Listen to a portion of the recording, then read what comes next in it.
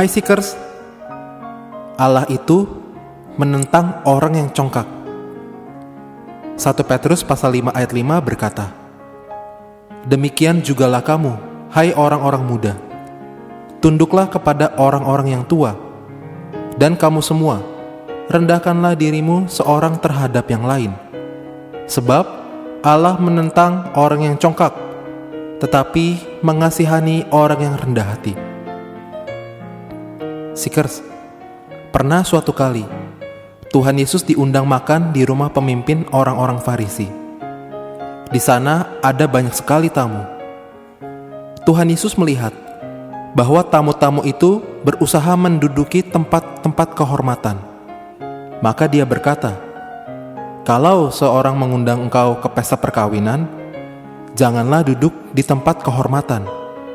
Sebab mungkin orang itu telah mengundang seorang yang lebih terhormat daripadamu. Supaya orang itu yang mengundang engkau dan dia jangan datang dan berkata kepadamu, 'Berilah tempat ini kepada orang itu.' Lalu engkau dengan malu harus pergi duduk di tempat yang paling rendah. Tetapi apabila engkau diundang, pergilah duduk di tempat yang paling rendah. Mungkin tuan rumah akan datang dan berkata kepadamu, 'Sahabat, silakan duduk di depan.' Dan dengan demikian engkau akan menerima hormat di depan mata semua tamu yang lain. Sebab barang siapa meninggikan diri, ia akan direndahkan, dan barang siapa merendahkan diri, ia akan ditinggikan." Seekers, yuk kita melaksanakan perintah Tuhan itu.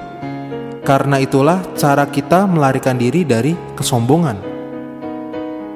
Dahulu kala ada seorang raja bernama Rehabeam.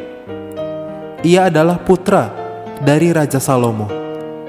Ia merasa dirinya hebat, mengerti segala sesuatu, dan bisa menjadi raja yang berkuasa. Ia menolak mendengarkan nasihat dari orang yang lebih tua, karena kurang pas dengan keinginannya yang sombong. Ia meminta nasihat dari teman-temannya yang sebaya dengan dirinya. Nasihat teman-temannya membuat dirinya terbuai, merasa hebat luar biasa. Teman-temannya menasihatinya untuk berkata, "Kelingkingku lebih besar daripada pinggang ayahku." Perkataan yang luar biasa sombong. Akibatnya, Rehabeam membuat negara Israel terpecah. Ia kehilangan 10,5 dari 12 suku Israel. Akhirnya, ia hanya memerintah 1,5 suku Israel. Seekers, bagaimanakah pendapatmu tentang nasihat orang-orang tua di sekeliling kita? Dari kisah Raja Rehabeam, dengan jelas Tuhan menunjukkan bahwa Dia ingin kita tidak sombong, tidak sok tahu, tetapi mau menerima dan mendengarkan nasihat orang-orang tua tersebut. Rasul Petrus di dalam surat kirimannya yang pertama memperingati orang-orang muda mengenai kesombongan.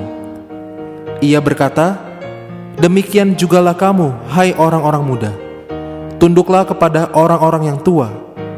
Rendahkanlah dirimu seorang terhadap yang lain. Sebab Allah menentang orang yang congkak, tetapi mengasihani orang yang rendah hati." Kata menentang ini adalah kata yang keras. Kata ini dipakai dalam konteks tentara yang sedang melawan musuhnya. Rasul Petrus sengaja menggunakan kata yang keras ini untuk memperingatkan kita semua, orang-orang yang masih muda.